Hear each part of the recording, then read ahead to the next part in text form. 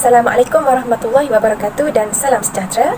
Saya bersama dengan ahli-ahli kumpulan saya akan membincangkan tentang topik yang bertajuk additive manufacturing. Mungkin sebahagian orang pernah mendengar tentang istilah printer 3D, namun secara tidak langsung mereka tidak mengetahui secara terperinci tentang apa itu printer 3D.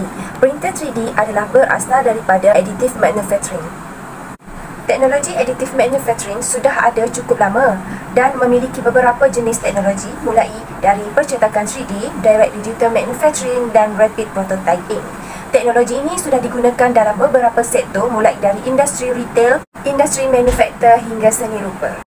Assalamualaikum dan salam sejahtera. Seterusnya saya akan menceritakan tentang jenis proses yang terdapat dalam additive manufacturing.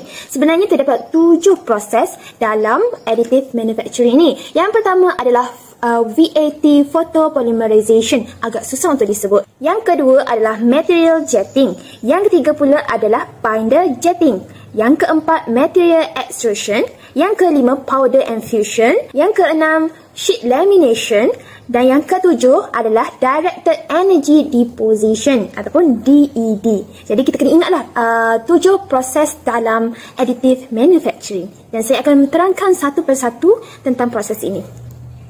Okey, kita lihat proses yang pertama iaitu VAT photopolymerization. Okey, lihat betul-betul pada gambar. Platform binaan ni akan diturunkan dari bahagian atas tong resin ke bawah mengikut ketebalan lapisan. Dan cahaya UV daripada laser ni akan menebusi resin lapisan demi lapisan. Platform terus bergerak ke bawah dan lapisan tambahan ini akan dibina di atas yang sebelumnya. Okay, jadi dia akan berulang lah. Proses ini akan berulang sehingga ia akan membentuk objek yang kita nak hasilkan. Dan selepas siap, tong itu akan disalingkan daripada resin dan objek yang terhasil itu akan dikeluarkan.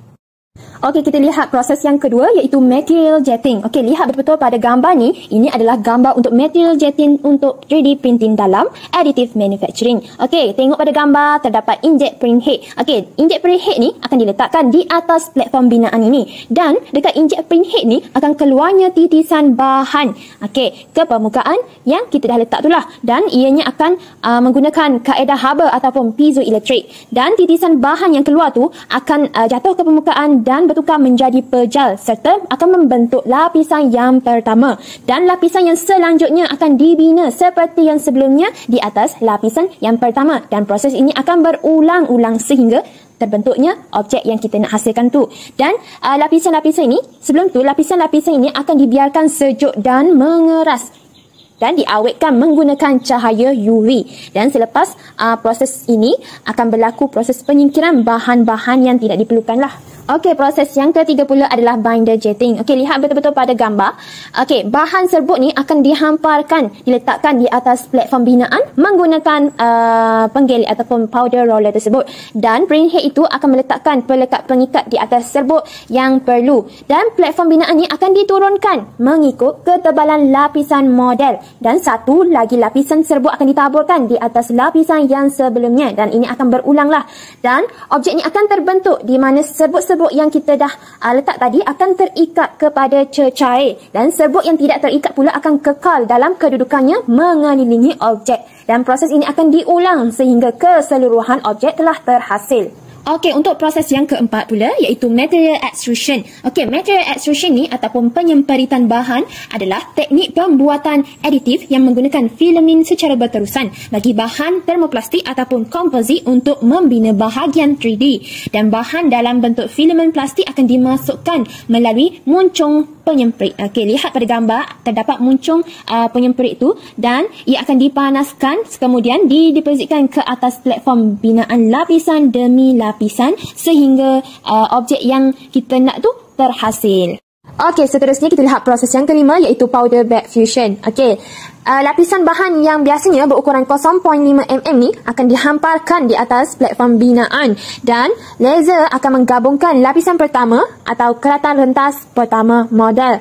Dan lapisan serbuk baru akan dihamparkan lagi merentasi lapisan sebelumnya menggunakan penggelik ataupun roller. Dan lapisan ataupun keratan rentas selanjutnya akan dicantum dan ditambah. Proses ini akan berulang sehingga keseluruhan model itu telah diselaraskan. Serbuk yang longgar dan tidak bercantum pula semula akan kekal dalam kedudukannya tetapi tetap akan dibuang selepas proses tersebut berlaku. Okey, proses yang keenam iaitu sheet lamination. Okey, sheet lamination ni adalah metodologi pembuatan aditif ataupun additive manufacturing di mana kepingan nipis bahan yang biasanya dibekalkan melalui sistem penggelik suapan ini akan diikat bersama lapisan demi lapisan untuk membentuk satu kepingan yang dipotong menjadi objek 3D. Dan dua contoh teknik pelapisan kepingan ini adalah pembuatan objek berlapis LOM dan penyatuan ultrasonik iaitu UC. Dan sheet lamination ni boleh menggunakan pelbagai bahan seperti kertas, polimer dan juga logam. Tetapi setiap bahan-bahan ini yang berbeza ni akan memerlukan kaedah yang berbeza juga untuk mengikat kepingan bersama-sama. Okey, jadi proses dia, kaedah dia tidak samalah mengikut bahan yang kita gunakan. Sama ada kertas, polimer dan juga logam. Okey, proses yang ketujuh adalah Directed Energy Deposition ataupun DED. Okey, mesin DED ni biasanya terdiri daripada muncung yang dipasang pada lengan berbilang paksi yang memendapkan bahan cair ke permukaan yang ditentukan dan ia akan bertukar menjadi pejal. Dan bahan yang boleh dimendapkan dari mana-mana sudut disebabkan oleh mesin paksi 4 dan 5 dicairkan apabila pemendapan dengan pancaran laser atau elektron berlaku. Dan proses ini boleh digunakan pada polimer, seramik tetapi biasanya digunakan dengan logam dalam bentuk sama ada serbuk ataupun dawai. Hai, jom kita belajar di mana aplikasi additive manufacturing. Additive manufacturing boleh diaplikasikan dalam bidang automotif, penerbangan, perubatan dan pendidikan. Additive manufacturing juga dikenali sebagai percetakan 3 dimensi. Teknologi additive manufacturing ini digunakan untuk mencetak alat-alat gantian serta alat perkakasan kereta. Selain itu, percetakan 3D juga digunakan untuk memulihkan dan merubah suara kenderaan lama. Sebagai contoh, prototype enjin dicetak menggunakan percetakan 3D dalam industri automotif seperti di dalam gambar. Seterusnya, additive manufacturing juga diaplikasikan di dalam penerbangan.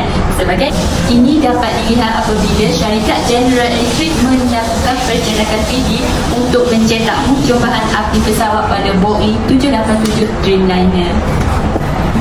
Sebagai contoh, berdasarkan gambar di dalam slide saya, bahagian logam yang dihasilkan oleh Airbus menggunakan percetakan 3D. Additive manufacturing juga banyak digunakan di dalam bidang perubatan. Sebagai contoh, teknologi ini digunakan untuk menghasilkan implan, alat pendengaran dan juga prostetik. Contohnya, berdasarkan gambar ini, tangan prostetik dihasilkan oleh pencetak 3D. Aplikasi additive manufacturing juga boleh diaplikasikan dalam bidang pendidikan. Contohnya, guru menggunakan percetakan 3D untuk mengajar struktur jantung dan organ manusia. Selain itu, pembelajaran seni dan reka bentuk juga banyak menggunakan percetakan 3D untuk menghasilkan bentuk yang kompleks. Pelajar juga menggunakan teknologi percetakan untuk menghasilkan prototipe dalam projek mereka. Mari kita lihat apa kebaikan dan keburukan additive manufacturing. Yang pertama, kos permulaan yang rendah. Dalam penghasilan percetakan 3D tidak memerlukan alatan atau acuan yang spesifik dan kos terlibat hanyalah kos penggunaan bahan percetakan 3D sahaja. Berbanding dengan teknologi injection molding atau dikenali juga sebagai pengacuan suntikan, setiap bahagian yang ingin dihasilkan memerlukan acuan yang berbeza dan memakan kos yang tinggi. Penyesuaian disebabkan tidak kos permulaan, maka percetakan 3D ini membolehkan penyesuaian dibuat untuk setiap bahagian yang ingin dicetak. Jika sesebuah kilang memerlukan bahagian pada satu mesin yang ingin dicipta, maka pihak kilang boleh menggunakan atau mendapatkan perkhidmatan percetakan 3D untuk membuat penyesuaian kepada bahagian yang mereka inginkan. Kebolehan untuk mencipta bentuk yang kompleks. Percetakan 3D membolehkan penghasilan bentuk kompleks yang tidak dapat dihasilkan kebanyakan teknologi tradisional. Penggunaan bentuk kompleks penting dalam aplikasi yang memerlukan penggunaan bahagian yang ringan seperti aeroangkasa dan automotif. Keburukan additive manufacturing pula. Yang pertama, kekuatan rendah dan bersifat anisotropik. Bahagian yang dihasilkan oleh percetakan 3D ini mempunyai ciri fizikal yang tidak sekuat yang lain kerana objek tersebut dihasilkan lapisan demi lapisan. Anisotropik bermaksud objek tersebut lemah dalam satu arah. kos yang tinggi untuk penghasilan skala yang besar. Percetakan 3D tidak mampu bersaing dengan proses pembuatan seperti pengacuan suntikan dari segi penghasilan berskala besar. Titik perubahan yang menentukan adakah percetakan 3D menguntungkan adalah satu unit bergantung kepada saiz. Untuk jumlah yang lebih pada itu, ianya lebih kos efektif untuk menggunakan pengacuan suntikan. Memerlukan proses pasca pemprosesan, bahagian 3D yang dihasilkan jarang biasanya untuk terus boleh digunakan. Biasanya ia perlu melalui proses pembuangan struktur sokongan kerana mesin tidak dapat mencetak bahagian atas udara itu tanpa sokongan. Selepas struktur tersebut dibuang, ianya akan meninggalkan kesan yang kasar. Oleh itu, proses seperti pengemplesan dilakukan supaya permukaan yang cantik dapat dihasilkan. Kesimpulannya, additive manufacturing banyak digunakan dalam industri. Antaranya adalah dalam industri automotif, penerbangan, perubatan dan pendidikan. Additive manufacturing juga mempunyai kelebihan dan kekurangannya yang tersendiri. Antara kelebihan adalah ianya berkebolehan untuk mencipta bentuk yang kompleks dengan kos yang rendah. Seterusnya, kos permulaan bagi additive manufacturing adalah rendah. Bagi kekurangan, additive manufacturing pula adalah mempunyai kekuatan rendah dan bersifat anisotropik dan mempunyai kos yang tinggi untuk penghasilan skala besar.